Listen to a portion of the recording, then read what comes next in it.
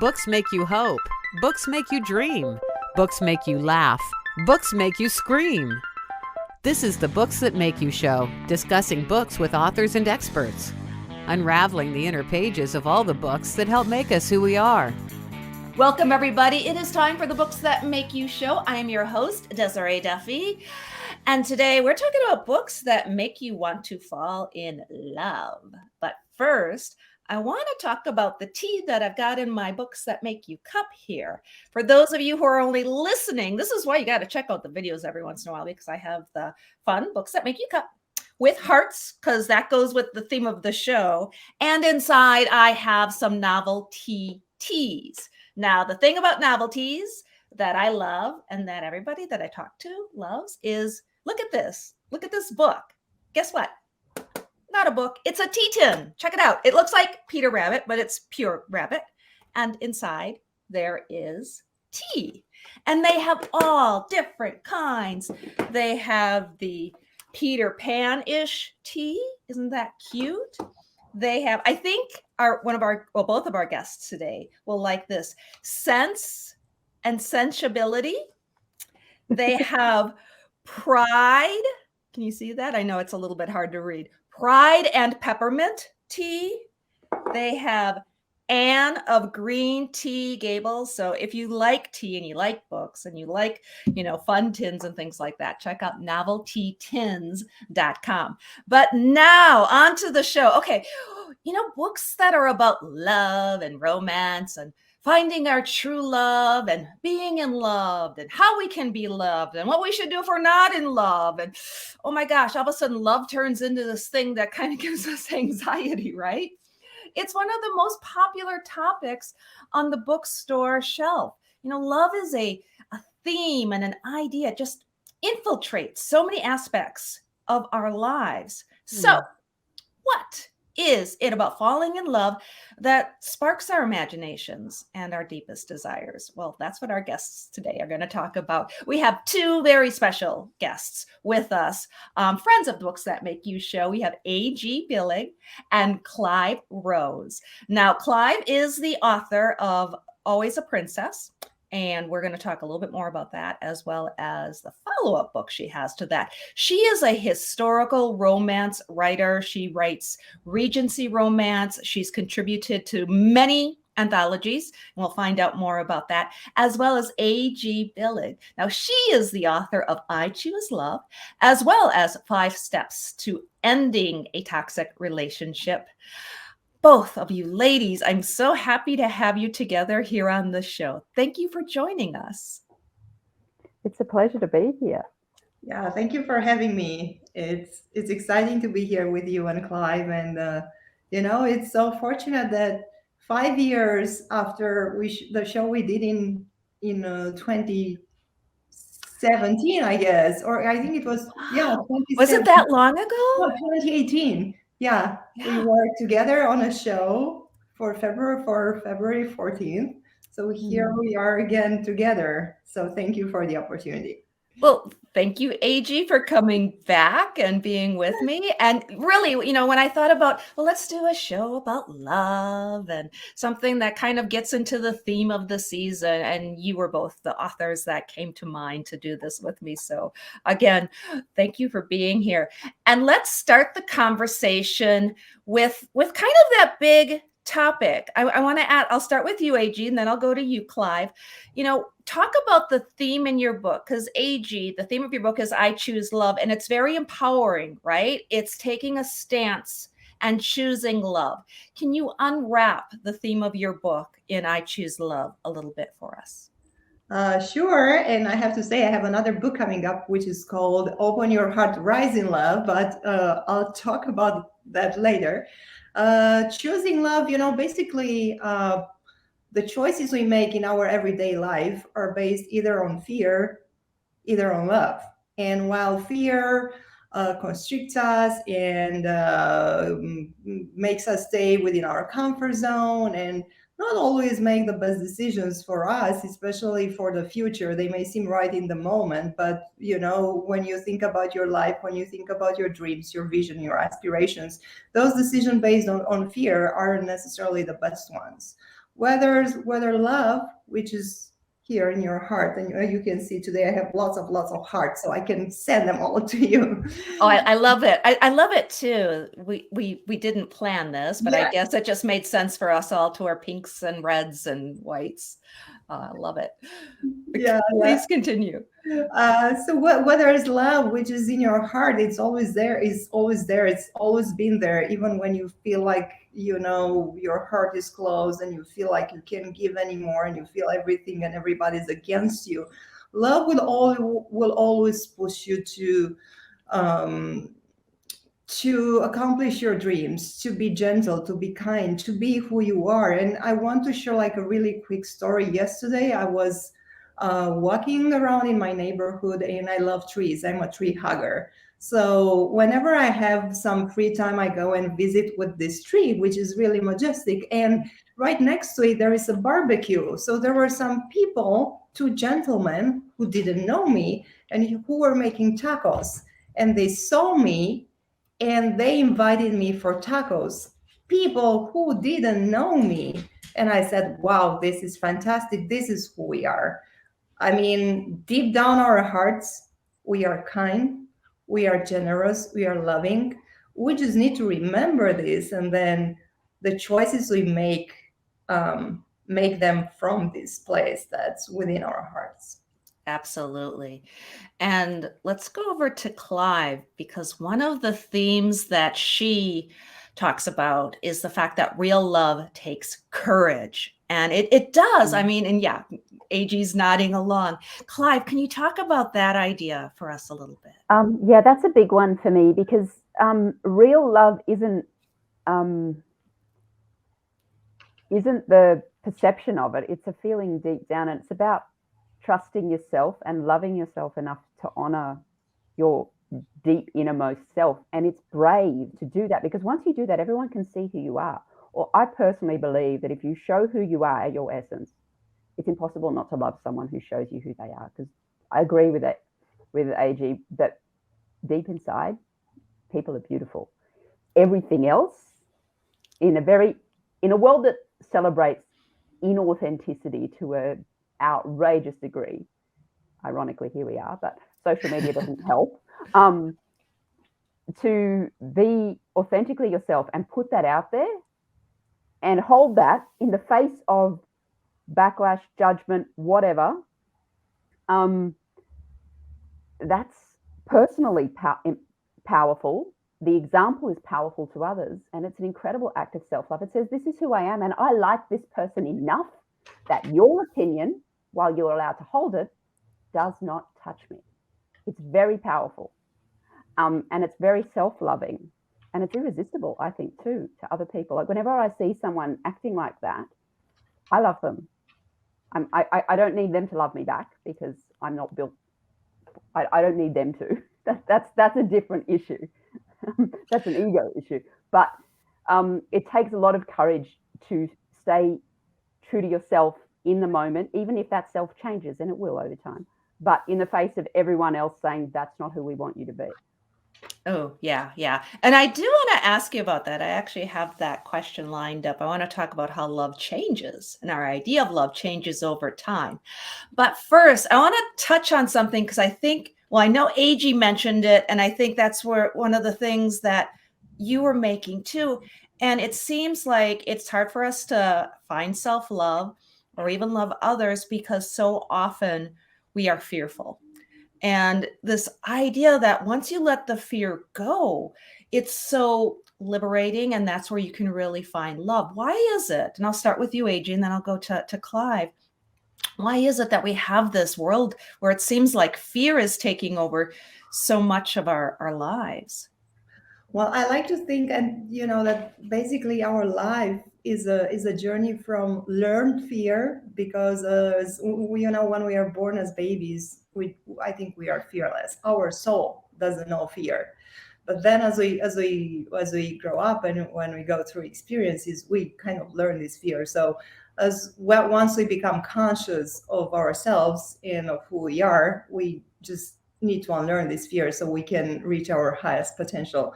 So I think that everything ties back into our childhood and the experience we have back then. I don't know what your experiences were. I know that my parents, and I'm sure your parents, did the best they could.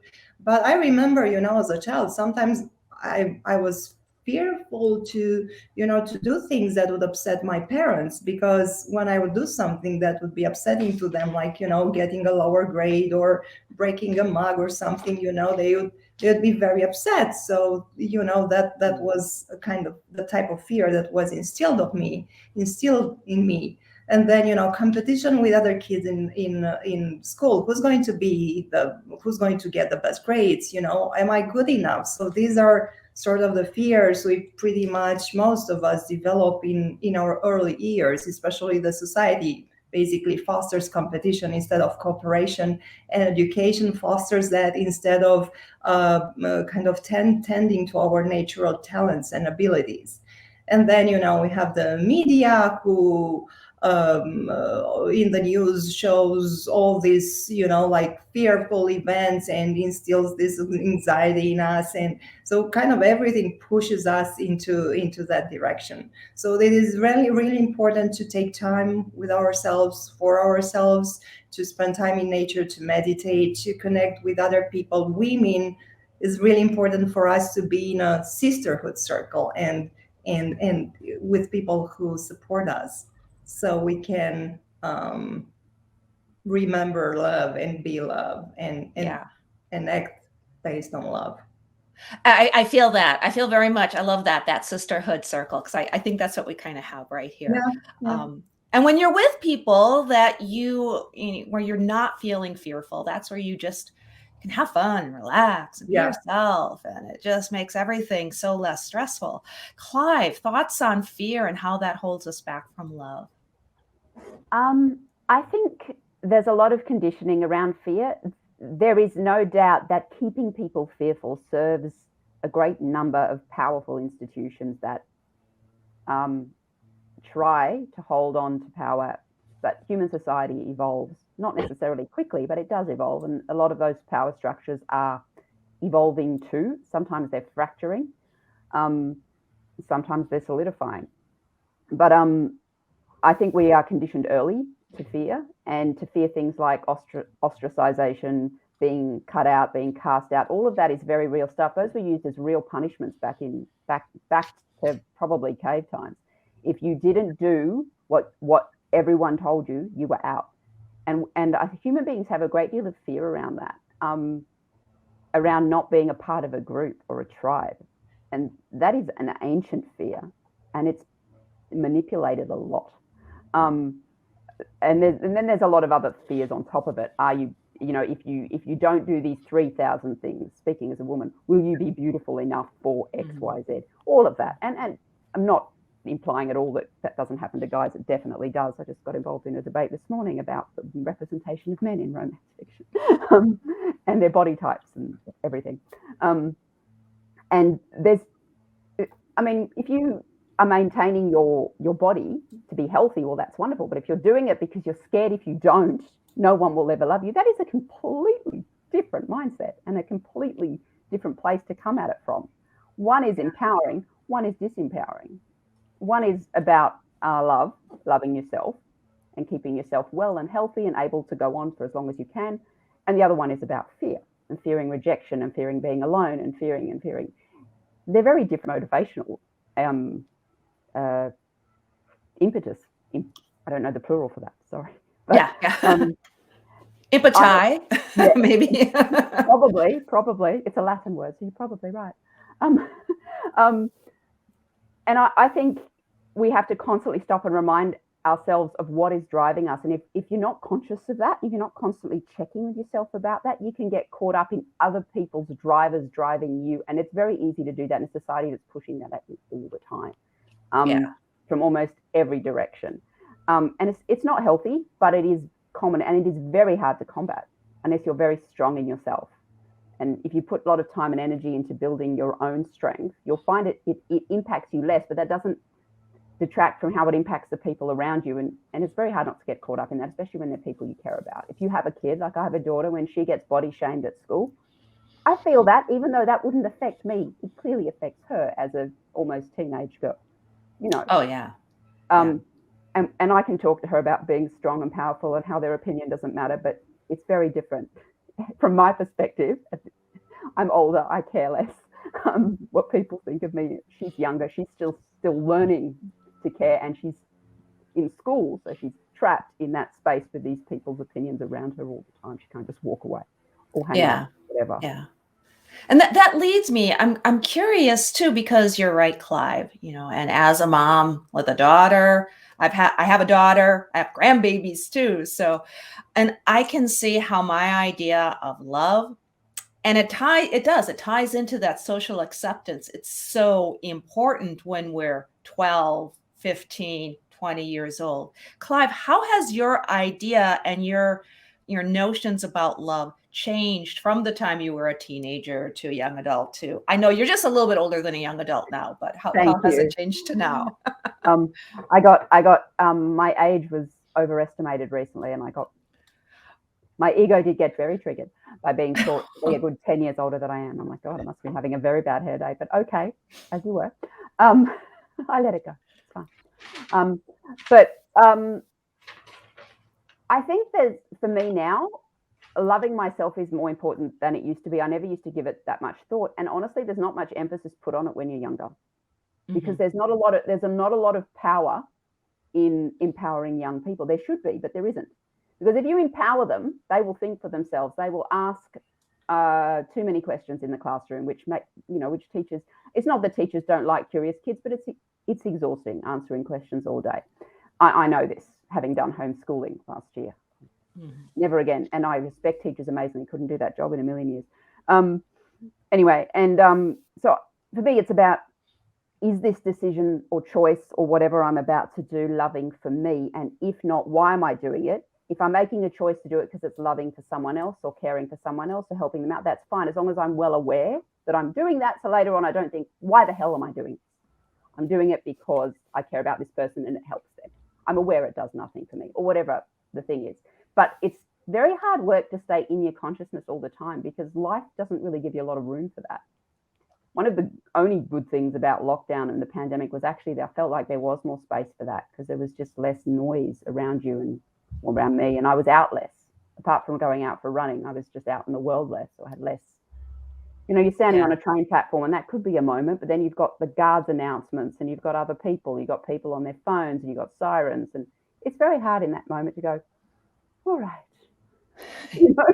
Yeah, sure. Oh, absolutely. And Clyve, being in Australia, you had some pretty hardcore lockdowns.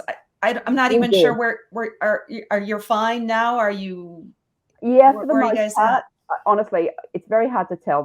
It's a moving feast. They're moving the laws around daily. I was just in Melbourne for a week, which is in another state, and that state has entirely different rules to my state. And I was a bit worried. It's like, are they going to stop me at the border and turn me back? Right. They didn't, but I had to go. I went there armed with my vaccination info and all my whereabouts and everything. They didn't look at any of it, but I was worried in case they needed to. And in my state, my daughter's only just become eligible for vaccinations, whereas in their state, she would have been eligible a year ago, or nearly a year ago, halfway through last year. And therefore, they might go, well, she's not done. You can't come in with. I just didn't know how strict they were going to be. It is easing up. I do think, though, the international media's possibly gotten out of proportion, because I got a message from a friend in Texas saying, oh my God, I can't believe this is your country. I'm like, that was like 7 months ago. We've moved on. Right. So don't necessarily worry about us. We're okay. Good to know. but it's been interesting, and honestly, I stopped. I check once a week to check I'm obeying all the right rules, because I don't want to get fined. But other than that, I can't keep looking, because it's just depressing. Sure. It's so important, to just kind of keep focused and keep moving. For both of you ladies, keep writing. I'm curious, AG, how about your thoughts on what love was like when you were a teenager and a couple of years ago when you were a young adult? How has Thank it you. changed for you? Well, when I was a teenager, it was all butterflies in my stomach. It was, seeing this guy who is handsome and maybe a guitar player or an artist, and just falling in love. And now, after walking and taking this journey from fear to love, which, by the way, I'm still taking it. I mean, I'm not there yet. Now I realize that actually love is more about rising. It's not so much about falling. It's about rising in Yes. consciousness. It's about rising in vibration. It's about finding, just as Clyve was saying, and we are so much on the same page, Clyve. I'm so delighted to hear you talking, because what you're saying is amazing. And I know that infuses your books. So it gets to people all over the world. But love is actually, if those familiar with Hawkins scale of consciousness, this is one of the highest vibration available for us as humans here on Earth, and it is the fabric of the universe. So it is a way for us to raise past fear, past limitations, past limiting beliefs, past everything that we sense with our five senses, and realize that there is so much more around us that we can see with these two eyes or hear, and be in this perpetual state of bliss. I know this might seem like far-fetched, especially in the times we live, but when we find this love vibration and we connect with it, we will stay in that bliss no matter what happens around us, and we will kind of how should I say, radiate that vibration around us and lift other people with us. But we can do that without us being in that space. And I definitely agree with you, Clyve. We need self-love more than ever, and this is something I wasn't taught as a teenager by my mother, because she didn't know self-love. She knew sacrifice. She knew how to sacrifice herself for myself, for my dad, for her family. But without self-love, we can't really give that love to our partner, to our friends, to the people around us, to our communities. That is such like the idea of sacrifice. So many people do have, like your mother, have this idea of, I have to sacrifice. I have to keep giving of myself in order for somebody to love me. And that's so profound.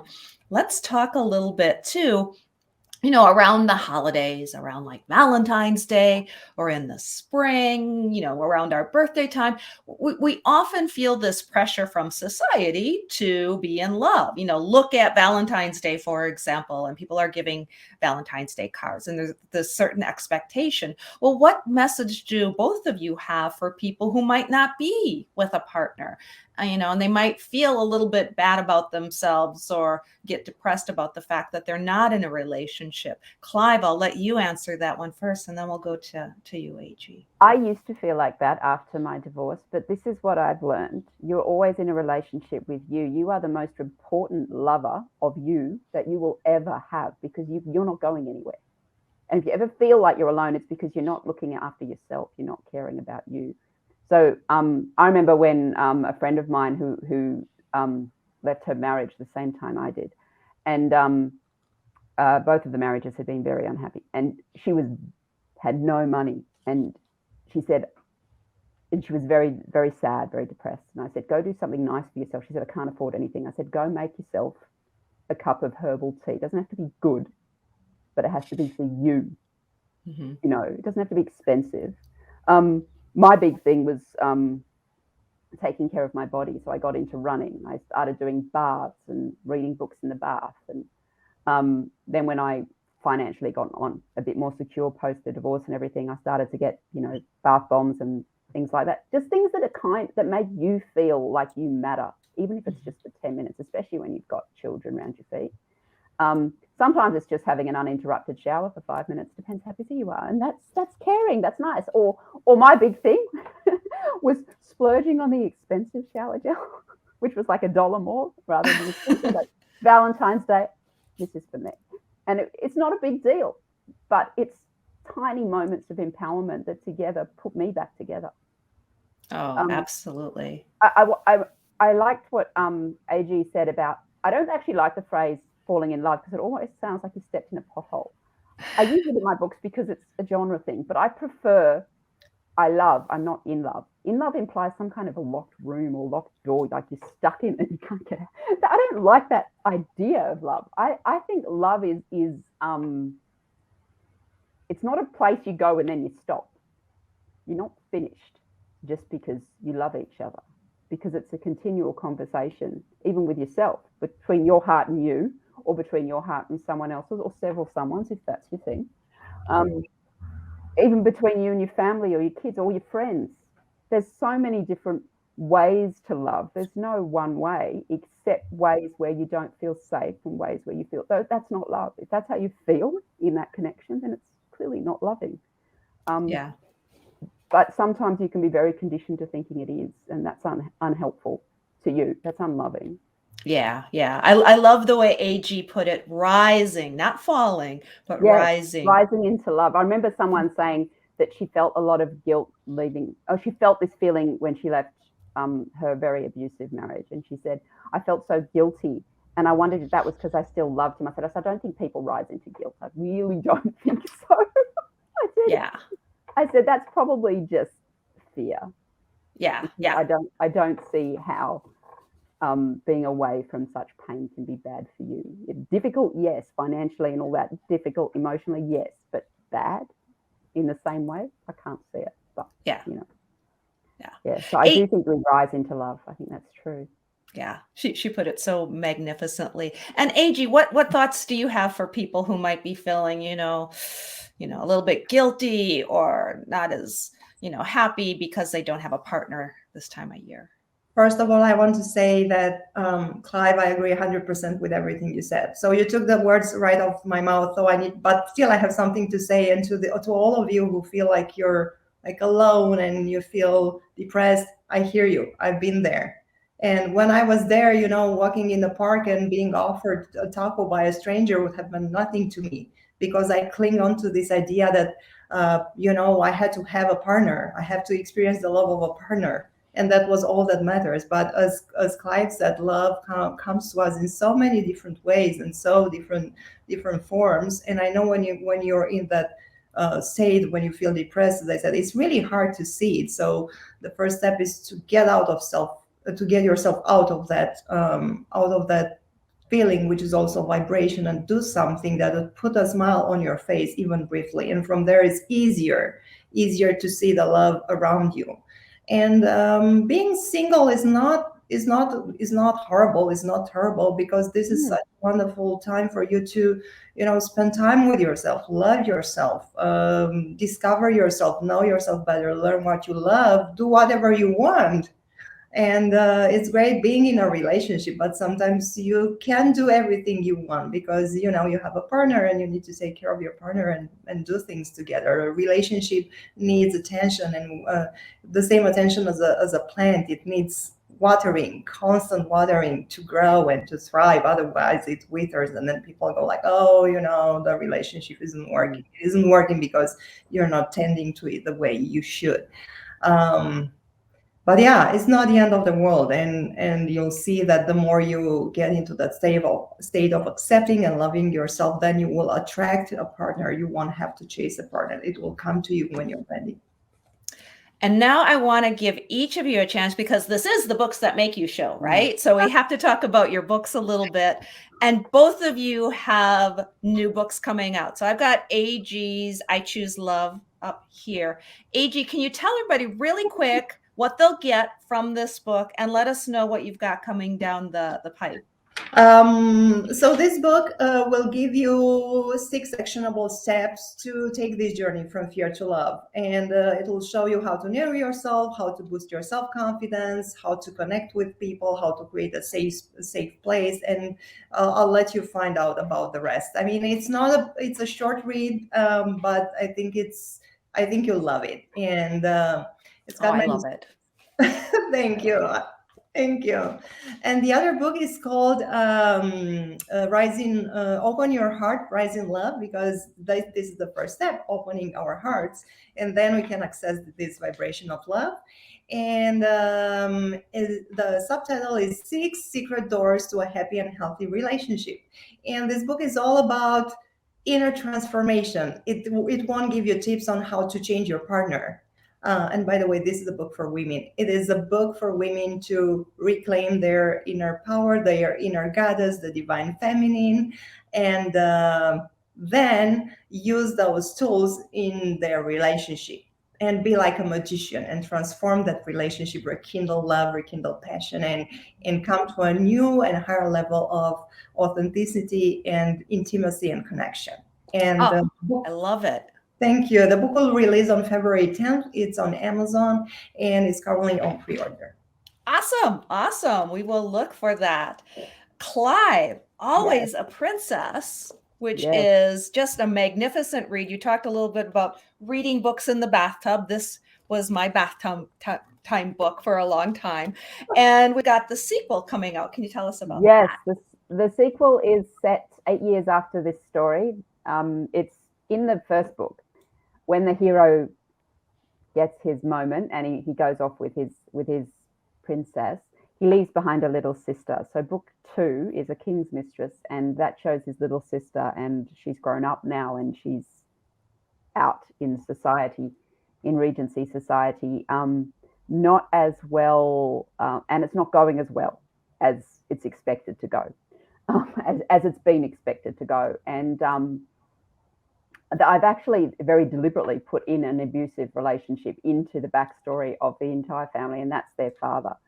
And that features much more heavily in book 2 than it does in book 1, mainly because she's been left at home for so much longer with him, whereas the brothers went off to war. So it looks at the impact of that on her and what that does to her once she's a grown woman and she comes out into the world and she has to learn what love might look like if she didn't feel quite so worthless. And it's a big lesson. And there's a moment towards the end where the main characters from Always a Princess do feature in this book as side characters. And one of them says to the other, when you love a Clifton, it's like starting from the beginning because they don't know what it is. Yes. And that is such a profound thing to bring into writing and bring into the forefront, because so often abusive relationships and, toxic and AG, we didn't even talk about your other book, your 5 toxic emotions, but that plays into it so much. And we could have an entire show about that. And maybe we will sometime, but right now we have to go. It's her journey to learning to love herself and that she's worth it. And I think that's a big lesson for people looking for love as well. It's a huge lesson. Okay, Clyve, tell everybody where they can find you online, your website, your social media. Where can we go to find you and your books? ClyveRose.com is my website. I'm on Instagram, #ClyveRose. I'm on Twitter @ClyveRose, and I'm on Facebook, Clyve Rose Author. And you can actually reach me fairly easily through my website or DM me on any of the social medias. I love hearing from people. And the sequel will be out hopefully next month, but I haven't had that confirmed. So as soon as it can be out, I will definitely be making a big song and dance about it. Okay, fabulous. We will definitely have you back to talk about that as well. Oh, lovely.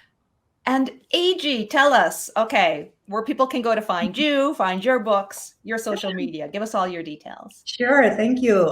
You can find me on my website, agbillig, BILLIG.com. And I have a monthly newsletter that's called the Love Newsletter. So if you subscribe, you get to get monthly love in your inbox. And then you can find me on Instagram, AG Billig Author. And then on Facebook, AG Billig. And I also have a Facebook group that's called Ambassadors of Love, because I think that, women like you, Desiree and Clyve, and, us women, we are by our nature ambassadors of love. We, with our words, our deeds, the vibration we have. We just need to remember that. So I'd love to see you there and, tell stories and exchange thoughts and opinion and support each other as sisters. AG, Clyve, you guys, I love you. Thanks for being on the show with me today. My pleasure. Thank you. I love you too, Desiree. I love you, Clyve. This was a wonderful show. Thank you so much. It was. You bet. And thank you, everybody, for joining us today on the Books That Make You show. You can find out more about us on our website at booksthatmakeyou.com. We are on Facebook, Instagram, TikTok, and of course, YouTube. Make sure you ring the bell up there and subscribe so you never miss an episode of the show. Until next time, all of my bookish buddies, please enjoy all of the books that make you exactly who you are. The host and executive producer of the Books That Make You show is Desiree Duffy. Sound mastering and engineering by Dave Napox. Social media and content promotion by Siddhi Jahagirdar. Copywriting and editing by Mike Robinson. The Books That Make You show is an award-winning podcast produced by Black Chateau Enterprises.